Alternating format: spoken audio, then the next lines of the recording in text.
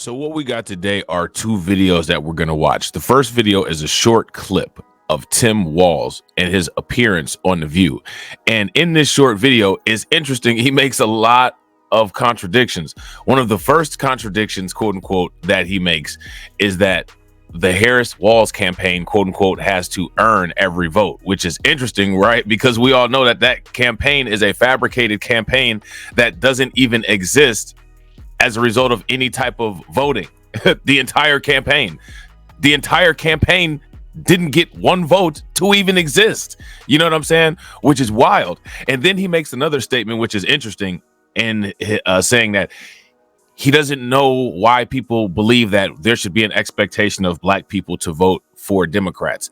I don't know. A statistical history. We've talked about quality control. Quality control at 100% compliance would be 100%. Black people are only below compliance at 20%, at 80%. 80% has been the minimum black support for Democrats for the last 60 years. 60 years. 6 decades of consecutive 80% floor support. And he sits there and says he doesn't understand why people would expect XYZ. Statistics, possibly. So let's take a listen to this video, and then we're going to move on to the next one where MSNBC, in particular, Al Sharpton, contradicts themselves. As Vice President says, we have a responsibility to earn the votes from everyone and not make the assumption that men or women are going to be with us. I hear oftentimes about the black community. Why would we assume that they were with us unless we're putting out proposals that positively impact their life? And the reason why you would make that assumption is because past history is the most accurate indicator of present and future behavior and trends. Past history, 6 consecutive decades, floor level support of 80%. Black people historically vote at almost 100% compliance with being Democrats, almost at a 1-to-1 ratio. For the most part,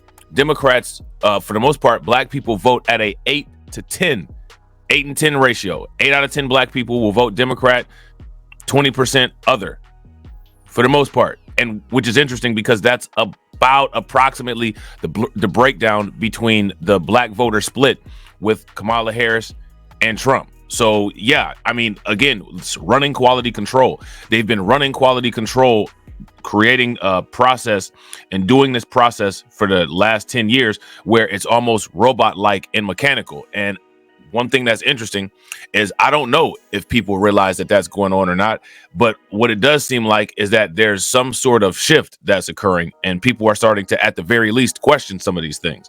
So shout out to them.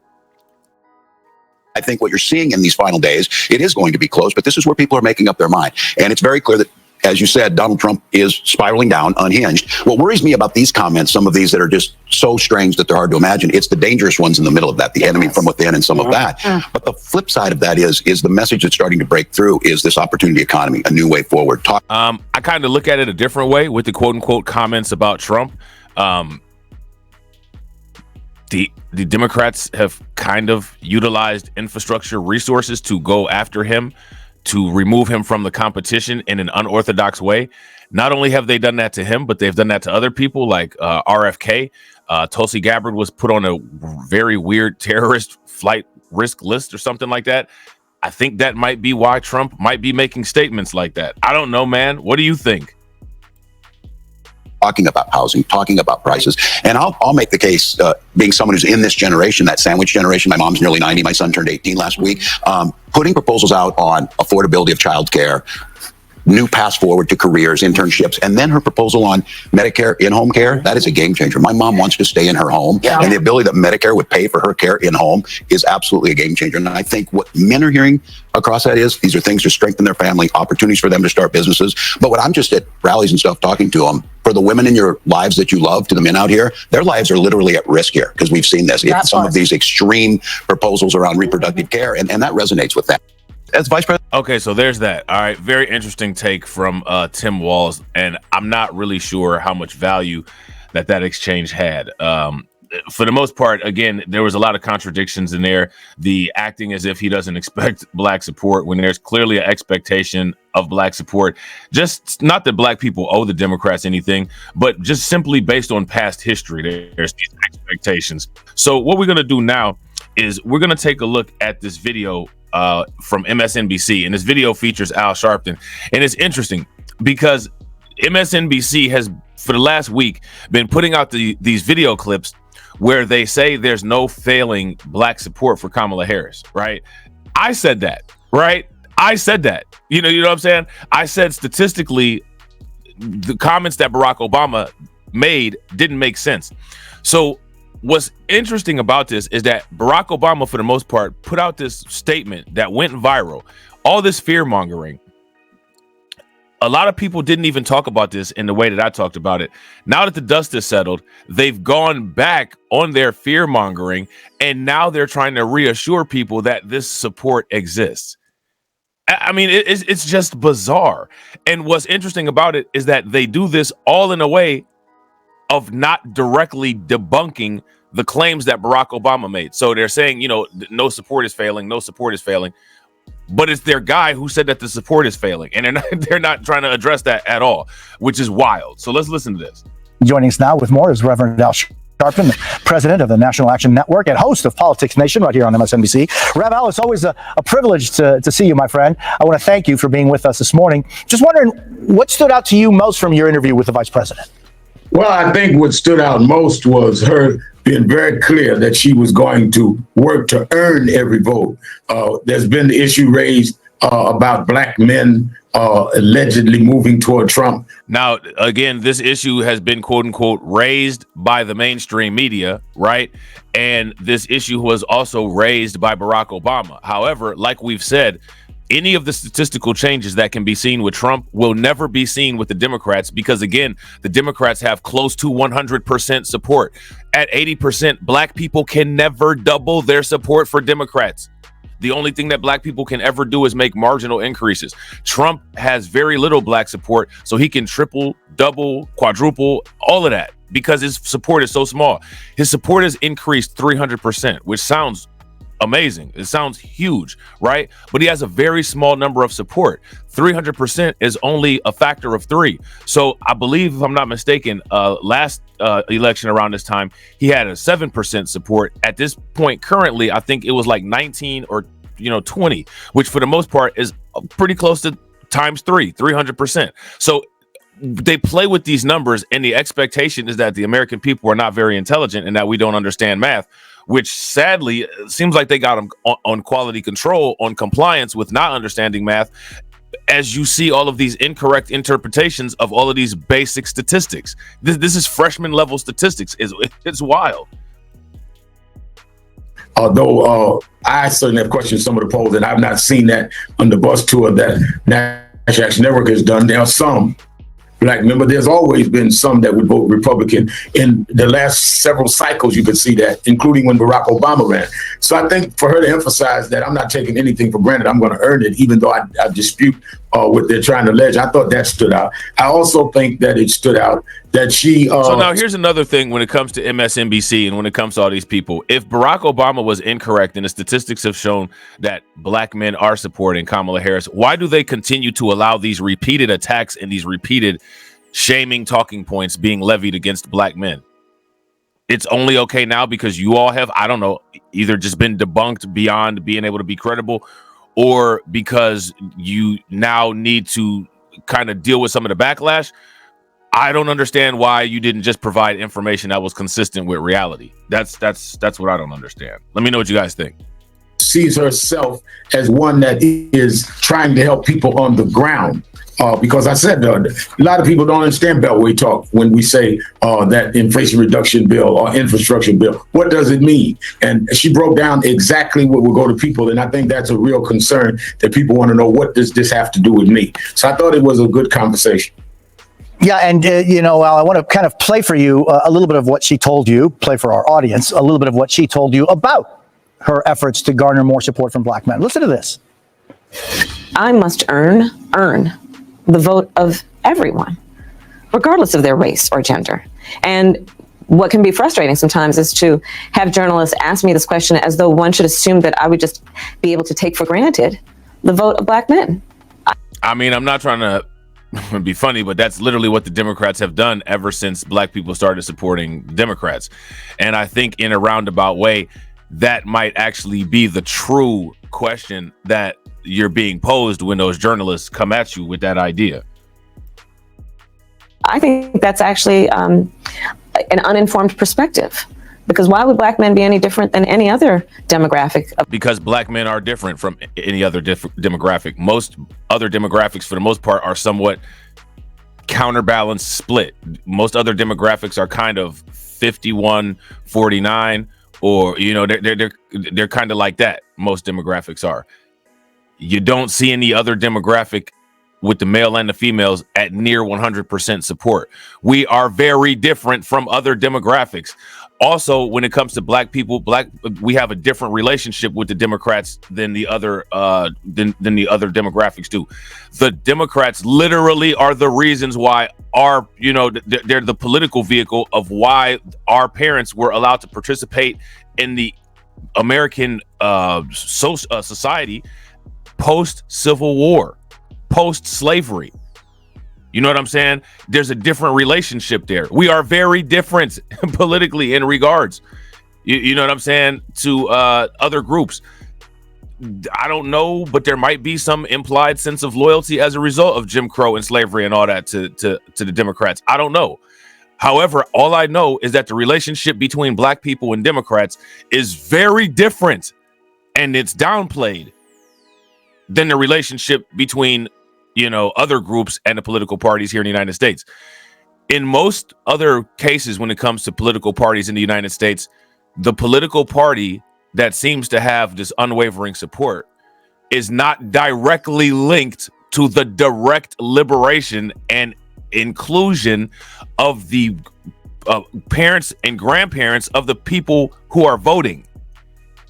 That's not something that's common to most Americans. That's something that's specific to black Americans, which is why our voting patterns and the way that these things are done are different. It's not because we have any problem. The only problem that causes us a Democrat problem is the American problem, and we can't say it like that because that just won't sound very patriotic. A voter, they expect that you earn their vote.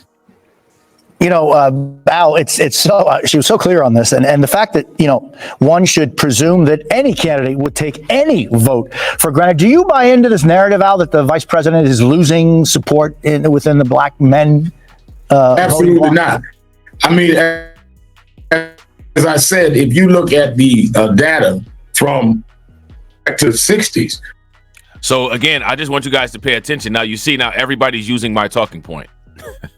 Everybody's using the 80 and 60 numbers. Like, this is just wild. You know what I'm saying? There's always been a percentage of blacks, black men included, that voted Republican. There is no 20%. 20%.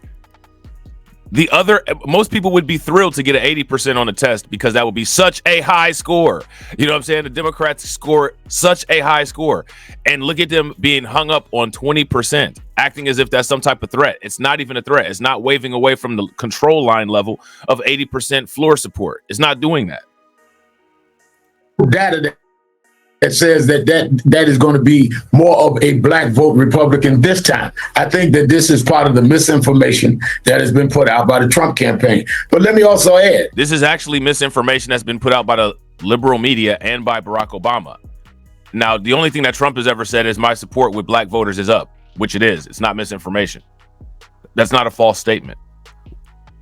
His support with black people is up.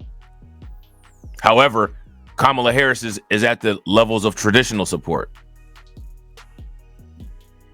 There's not much higher that black people can go. The expectation, I guess, is 100% support, I guess. You know what I'm saying? It's not very much higher that black people can go. If we double, that would be 160%. How do you support people at 160% when only 100% of people exist in physical reality? How do you do that? These people are out of their minds. What has Donald Trump done to say he's going to earn these black votes? He just keeps saying, oh, black folks love me. But what does he propose? He said that they saw my mugshot, they related to that. He's going to sell them a Bible for $60 that Gideon gives out free. Where is Donald Trump's policy for black America? She laid it out. I don't think Donald Trump is trying to sell a policy for black America. I think what's interesting about Donald Trump is because here's the reality of it. The Democrats have mismanaged their relationship with black people for the last 6 decades. There's that. Donald Trump has that working in their favor, right? In his favor. The next thing that Donald Trump has working in his favor is that Donald Trump can propose policies that are quote unquote pro-American. Now, people may get upset and say that these policies aren't specific for black people. However, here's where you get into the nuance. The Democrats have mismanaged the United States so much that they've done benign neglect and harmful policies toward black people. Donald Trump and the things that he focuses on are not black specific things, but if you believe what people say they believe, and you listen to Dr. Claude Anderson, and Dr. Claude Anderson says, well, if white people get the cold, black people get the flu, the things that white people are griping about that Donald Trump wants to specifically address, like the southern border and like the economy, by extension, those things would help black people way more than any of the fake specific proposals that the Democrats are offering. It would help way more. As a result, Donald Trump doesn't have to position himself in a way of saying that. The Democrats actually did that for him. The Democrats created such a bad condition, a micro condition that's bad with black people, and a macro condition that's so bad with the entire United States, that if Trump comes in and fixes the economy and fixes the border, those are 2 key issues that would really help black people out a lot, probably more than anything that Democrats can lay on the table, that not only they would lay on the table, but it would be titled specifically, but distributed non-specifically. So because of the way that the environment is, he doesn't have to make his positions like that. And honestly, the Democrats are responsible for creating that environment.